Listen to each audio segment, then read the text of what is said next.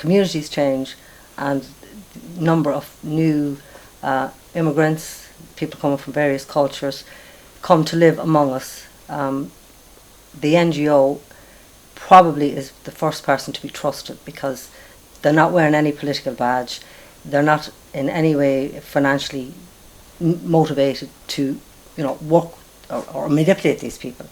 So that they're generally the person that's out there working just for the good of their own community.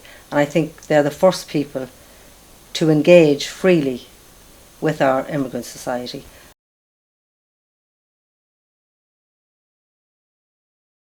The NGO to challenge the probably newest, biggest, greatest challenge we have, climate change, and how we're going to save this world that we have.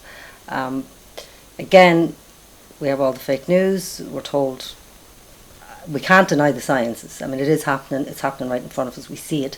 While there is fake news, there's also live news. California is born in, everywhere underwater.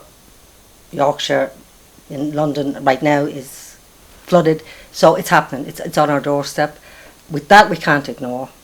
And then I think the people working on the ground who are not, again, assigned to the big conglomerates, the oil companies, and all these people that try to tell us it's all not true and it's not happening, fossil fuels.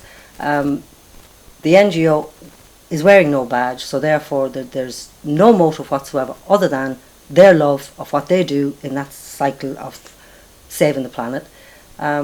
So they're probably the first people to be trusted, and I think communities listen to them, and you take it in small groups, starts at local level, little tiny town groups marching all the way through to higher government level. But there on the face of it, they see and they can envision how we could change it.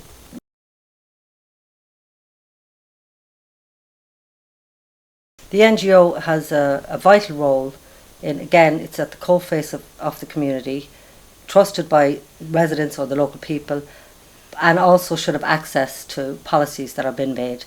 And in that case, there probably needs to be maybe more communication, again, with policymakers, and asking the NGOs for their advice on these policies, so they can be assured that they're going to work within the community they're trying to implement the policy, that it'll be financially viable, acceptable to the community that they're trying to implement it in.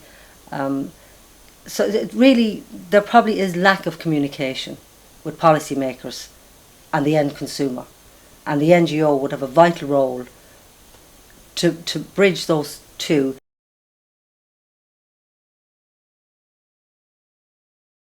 Existing NGOs are probably invaluable to the new generation of NGOs coming up, because while you can learn a lot of things in textbooks, that experience on the ground is probably the vital that you're never going to learn in any college or in any training seminar. I think you have to be out there in the coalface, meeting people, taking the rejection, taking the glory, adulations of, oh, you've done it, well done. But you'll also find there's a lot of days when maybe your role isn't just been accepted, or you get the knockdowns, the kickbacks, and I think somebody that has walked through that and experienced it, that shared information as to how you come back from that failure, or not get carried away with the success and stay what you set out to be in the beginning, was that person that wants to be in the coalface of it, that wants to unify. So I think experience on the ground, those people are vital.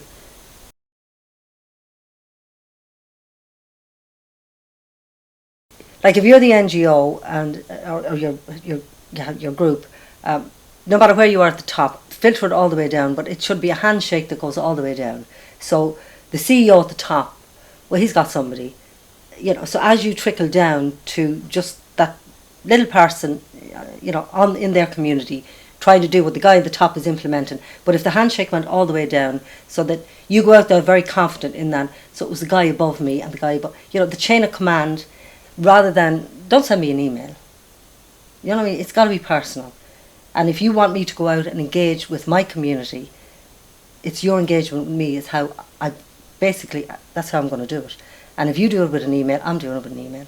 Whereas if I'm brought to a hub, to a training, whatever it is, or just a one-on-one with the guy above me.